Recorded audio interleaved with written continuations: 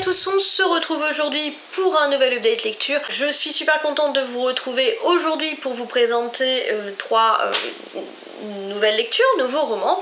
Et on va commencer, d'ailleurs, vous allez voir dans cette vidéo, il y a deux lectures de la même maison d'édition. On va donc commencer avec les éditions Inceptio et le tome 1 de Outsphare par, j'ai oublié son nom, pardonnez-moi, Guy Roger Duvert. Guy Roger Duvert, d'après ce que j'ai compris, avait déjà sorti sa duologie Outsphare et les éditions Inceptio ont décidé de les republié, puisque je vois ici qu'il était lauréat du prix des plumes francophones TV5 Monde en 2019. Alors, cela a son importance, puisque pour moi, du coup, ce livre-là, que vous avez là aussi, a été publié en 2018 ou 2019, donc avant le Covid, et vous comprendrez pourquoi je vous dis ça après, juste un point de détail. Hein. Et l'autre point que j'ai trouvé aussi intéressant et qu'on ressent à la lecture, c'est qu'on vous dit que Guy Roger Duvert vit à Los Angeles en tant que réalisateur, scénariste et compositeur de musique de film. Il a fait la musique de plusieurs bandes-annonces de blockbusters hollywoodiens comme Transformers 3, Green Lantern, Prometheus, Lone Survivor, Power Rangers, etc. Outsphare est son premier roman. Bon, je vais vous expliquer par la suite pourquoi je vous dis ça, simplement vous allez voir que ça, encore une fois, son petit point de détail. Alors, ici, Outsphare, de quoi s'agit-il? Nous sommes dans de l'anticipation, nous sommes dans le futur et on va pas se voiler la face. L'être humain a fait dans ce livre ce qu'il fera probablement dans les réalités. Il a complètement bousillé la planète Terre. Du coup, a été envoyé dans l'espace un vaisseau que l'on appelle l'Arche et qui entame un séjour de 80 ans afin de coloniser une nouvelle planète qui pourrait probablement être habitable. Donc les gens ont été plongés dans un sommeil, ont été cryogénisés, bien joué Sandra, tu vas y arriver, cryogénisés, et du coup, eh bien, ils vont se réveiller à l'approche de cette nouvelle planète, ils vont atterrir sur cette nouvelle planète et essayer d'y habiter et d'y survivre. Ils ont appelé ce nouveau monde Éden et ils vont donc y construire une sorte de ville sous dôme, le temps de pouvoir explorer les environs, de savoir ce qu'il en est, mais très très vite ils vont s'apercevoir qu'ils ne sont pas les seuls sur cette planète et donc évidemment va s'en suivre pas mal d'aventures, de mésaventures, de cohabitation ou pas, et c'est toute cette histoire que l'on va suivre, mais au niveau du scénario, je ne veux pas trop vous en dire, je ne veux pas voilà, je ne veux pas vous spoiler. Vous êtes donc ici typiquement dans de l'anticipation avec la colonisation d'une nouvelle planète, etc. Mais vous êtes ici dans une anticipation purement adulte. Parce que c'est vrai que là, dernièrement, on avait tendance à lire les trucs comme Les 100, E-Live, etc., qui étaient du young adulte. Là, on est vraiment dans un livre adulte. Et d'ailleurs, vous avez énormément de personnages qui sont des militaires. Et au début, ils sont nombreux, et j'avoue que les premières pages, j'ai un petit peu galéré pour retrouver qui était qui, mais ça s'est bien fait au final. Et donc vous avez les militaires, vous avez les civils, etc. Vous retrouvez vraiment tout ce côté-là. Donc voilà, vous n'êtes pas du tout dans le young adulte, mais dans un truc très structuré, très adulte, avec les militaires qui veulent vraiment que tout soit encadré, les civils qui n'ont pas forcément envie de marcher au pas, enfin tous les trucs qui sont d'une crédibilité assez hallucinante. Et puis après vous allez avoir tous les dangers que recèle la planète et les dangers qui ont été apportés sur la planète, si je puis dire, sans trop vous spoiler. Alors, j'ai beaucoup aimé, franchement, j'ai le tome 2 déjà et je pense que je vais pas tarder à le lire. Je pensais que c'était une duologie, mais je me demande si l'auteur est pas en train d'écrire un tome 3, donc je ne sais pas du tout. Mais franchement, c'est super sympa, il se passe énormément de choses dès le début, dès qu'ils arrivent sur Terre, il y en a qui disparaissent, etc. Encore une fois, il faut aimer le côté un petit peu guerre, armement, militaire, etc. Mais c'est très très bien fait. Et donc je vous disais que l'auteur à la base bosse dans le cinéma, et si je voulais préciser, c'est parce que je trouve que ça se voit énormément. C'est une plume qui n'a rien de particulier, mais qui est hyper incisive et hyper efficace, et comme dans un film en fait, il n'y a pas de temps mort, vous voyez, vous avez pas, des fois dans les livres vous avez un petit peu de longueur, d'immersion, etc. Là pas du tout, il n'y a pas de temps mort, alors c'est pas du tout écrit comme un scénario de film, hein, on est d'accord, c'est vraiment un roman, mais on sent quand même que le gars il est dans le cinéma et tout, ça bouge tout le temps, c'est hyper dynamique, il n'y a pas de temps mort. J'ai pris énormément de plaisir à le lire, et c'est pour ça que je voulais vous notifier ce fait là, c'est que c'est hyper visuel, tout est bien pensé, tout est hyper visuel, et voilà, je pense que le fait qu'il bosse dans le cinéma, ça se ressent quand même dans le côté visuel, dans le dynamisme, dans l'organisation du roman. Il se passe énormément de choses et sincèrement on peut pas vraiment prévoir ce qui va se passer, donc on a juste à se laisser emmener par l'auteur et c'est super sympa. J'ai vraiment envie de savoir la suite parce que quand ça se termine, où va-t-on? Où est-ce qu'il va nous emmener? Et j'aime bien ça, j'aime bien quand je sais pas.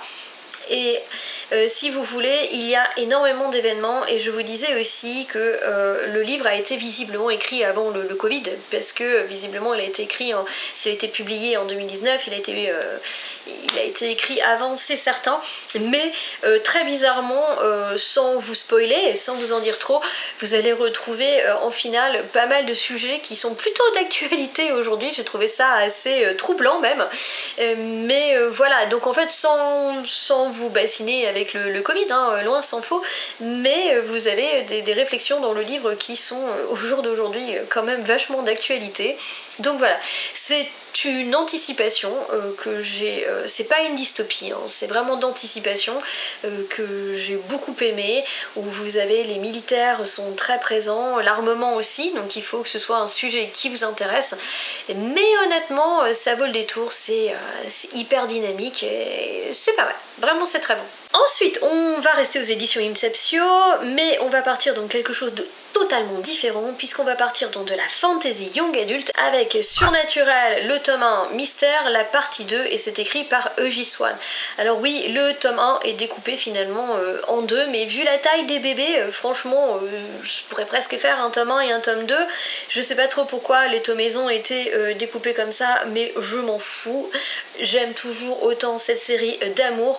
Le tome 1 m'avait bluffé, embarqué, c'était un coup de cœur, et c'est toujours le cas avec ce tome 2, je trouve cette série extraordinaire.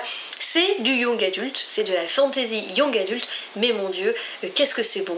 Une fois encore, vous avez des codes du genre, mais moi les codes du genre young adulte ne me dérangent pas dans une certaine mesure, donc vous me faites pas trop chier avec des triangles amoureux et trop de romance, donc tout va bien. Cet univers, il est magnifique, c'est un truc de dingue. Pour vous donner un exemple, alors je sais pas si c'est parce que je suis en train de regarder la série en ce moment ou pas, mais au niveau de l'ambiance, alors pas du tout de l'histoire, hein, on est d'accord, pas du tout des dons, etc. Mais au niveau de l'ambiance, du caractère des personnages, etc., ça me fait penser à Shadowhunters. Là, je suis en train de voir la série et c'est vrai que ça me fait un petit peu penser à ça, ni plus ni moins, j'avoue. Et en tout cas, c'était un véritable bonheur de pouvoir me replonger dans cet univers. Pourquoi je vous dis que ça me fait penser à Shadowhunters? Parce que les Shadowhunters qui sont là pour protéger les terrestres, ici vous n'êtes pas sur notre Terre, hein, contrairement à Shadowhunters, vous êtes sur un monde parallèle à la Terre finalement, mais vous avez quand même des surnaturels qui sont là pour protéger ce qu'on appelle les monels, donc les terrestres, et ils ont des dons, et du coup ils vont devoir, tout comme les Shadowhunters, affronter d'autres créatures. Donc vous n'avez pas ce côté créatures obscurs qui sont gentils et tout, hein, je vous dis ça diffère quand même pas mal. C'est peut-être un peu plus manichéen que Shadowhunter, mais l'univers il est dinguissime, et moi j'ai encore bouffé ce tome 2 alors que franchement c'est des sacrés bébés en un rien de temps. Ici vous êtes vraiment dans un univers qui est très très visuel, qui est unique, l'autrice elle a énormément recherché son univers, ça se voit, c'est très abouti, tout est abouti, les personnages sont aboutis, il faut savoir que chaque perso a un don particulier qui est en lien un petit peu avec sa personnalité, ils ont des sortes de talents, ils ont tous un rôle en fait au sein de la cohésion du groupe. Voilà, vous avez le leader, vous avez le fidèle, vous voyez ce que je veux dire, vraiment c'est très très travaillé. Et le monde en lui-même est extrêmement bien travaillé, les créatures sont super bien trouvées, vous avez tout. Vous avez des créatures que vous avez déjà rencontrées, des dragons, des licornes, des choses comme ça, mais aussi des créatures qui sont totalement inventées par l'autrice, et ça vous fait un mélange totalement détonnant, immersif, dynamique, génialissime. C'est vraiment de la fantasy young adult qui récolte tous les ingrédients pour faire que ça marche, avec la petite étincelle en plus qui fait que c'est plus qu'un très bon roman. C'est voilà, après moi c'est mon ressenti, mais c'est vrai que c'est un vrai coup de cœur. Et pourtant je vous dis ça alors que les persos sont pas forcément sans défaut, notamment le personnage d'Evalina, il est pas sans défaut, l'univers si, peut-être un petit peu sans défaut, mais le scénario est pas sans défaut, vous avez un petit peu de manichéisme, le personnage mauvais, etc. Au début on a l'impression qu'elle est super mauvaise, après on se rend compte qu'elle est peut-être un petit peu plus complexe que ce qu'on pouvait penser. Voilà, c'est pas un livre qui est forcément sans défaut, mais moi c'est un livre qui me bluffe sur tous les points de vue. Enfin, je voudrais finir cette update lecture avec le tome 2 de Elisa Knox, écrit par Fleur Anna, et ici il s'agit d'auto-édition. J'avais lu le premier tome à sa sortie et j'étais toute contente de pouvoir retrouver ce deuxième tome.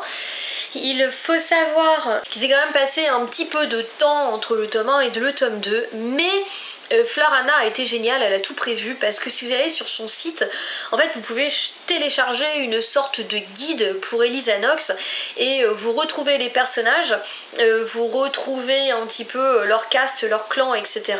et vous retrouvez le résumé du tome 1. Donc c'était génial, j'ai pu repartir avec les idées super claires, parce que comme il y a beaucoup de personnages, c'est quand même important de savoir qui est qui. Ici vous êtes dans du fantastique et dans un univers d'anges et de démons où on vous le dit dans la 4e de couverture, hein, c'est pas un spoil, Dieu s'est suicidé, hein, voilà, donc c'est un petit peu le bordel, parce que vous avez un équilibre à garder, donc Lucifer et Michael qui donc a pris, qui était le bras droit de Dieu, a pris un petit peu les rênes de tout ce bordel, essaye de garder un petit peu cet univers pour ne pas faire exploser la terre et puis le paradis et l'enfer au passage.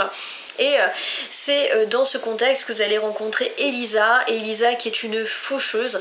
Donc il faut savoir que lorsque les humains meurent, ils sont soit voués au paradis ou à l'enfer en fonction de quel côté penche la balance de leur âme, et s'ils sont parfaitement équilibrés, ils vont au purgatoire, et puis après, ça je vous laisse le découvrir. Bref, donc Elisa, elle est là pour faucher les âmes des gens qui viennent en enfer, elle doit les ramener en enfer, ça lui va très très bien.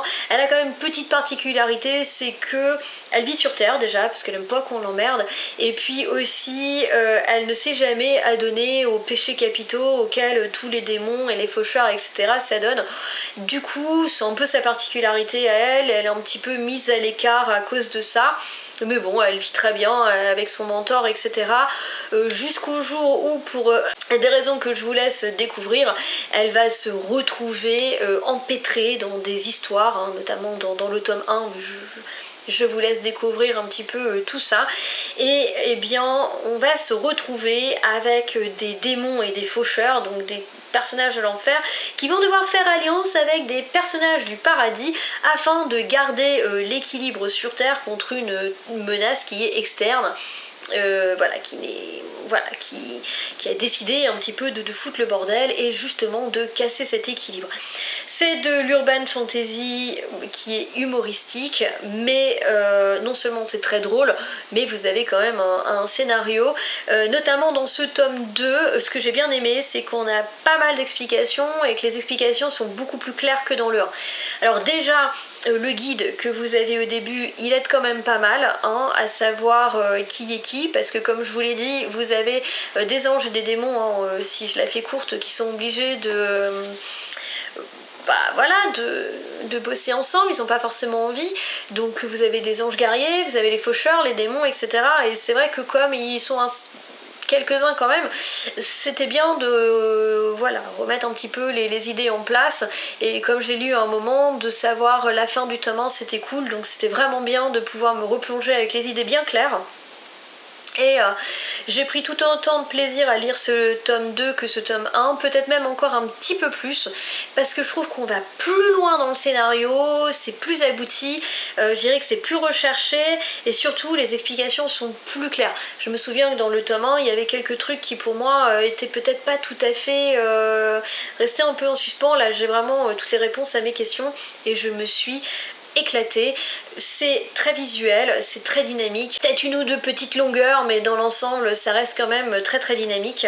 Et puis c'est drôle parce que le personnage d'Elisa est drôle, donc elle a toujours des sorties qui font rire. C'est drôle parce que la cohabitation entre les anges et les démons ne se passe pas toujours super bien, et que honnêtement les situations sont assez cocasses. C'est drôle parce qu'elle vous crée des personnages qui sont eux-mêmes cocasses, hein. Vous avez quand même un ou deux anges qui sont un peu siphonnés, et c'est vraiment voilà, ça crée des trucs assez ça crée des situations en fin de compte qui sont drôles, mais malgré ce côté humoristique très présent qui fait du bien, qui fait sourire, qui fait du bien, et bien on n'a pas oublié le scénario ni les personnages, parce que vous avez quand même un travail sur les personnalités de chacun, et du coup et ben on s'y attache. Et bon, ils sont pas tous super fouillés, hein, mais notamment vous avez l'apprenti d'Elisa, Léandre, qui est hyper attachant, vous avez l'ange avec lequel elle est obligée de cohabiter, qui est aussi à sa façon aussi hyper attachant. Et puis le concept même de l'histoire est drôle. Moi je suis désolée, mais Dieu qui se suicide, et du coup que ça fout le bordel, surtout que le mec il se suicide alors que c'est comme le truc à pas faire dans la Bible et tout. Enfin moi j'ai trouvé le concept de base déjà, je le trouve hilarant. Après faire cohabiter des anges et des démons, c'est beaucoup plus habituel en fait comme façon de procéder dans ce genre de roman anges et démons, mais ça fonctionne super bien. Voilà, encore une fois c'est un livre qui est hyper divertissant, mais dont le scénario n'a pas été oublié, qui est extrêmement drôle, qui vide la tête, et je me suis vraiment éclatée à lire ce tome 2, et j'espère qu'on va pas devoir attendre encore un an ou un an et demi avant d'avoir le tome 3, mais bon bah c'est pas grave, s'il faut, on attendra. Mais voilà, c'était une excellente lecture sur le thème des anges et des démons en genre urban fantasy humoristique. Je me suis éclatée. Donc voilà les amis, j'en ai terminé avec ce nouvel update lecture, j'espère qu'il vous aura plu. De votre côté, n'hésitez pas à me dire ce que vous êtes en train de lire en ce moment, et en tout cas à toutes et à tous, je vous souhaite une excellente journée et de très belles lectures. Bye bye.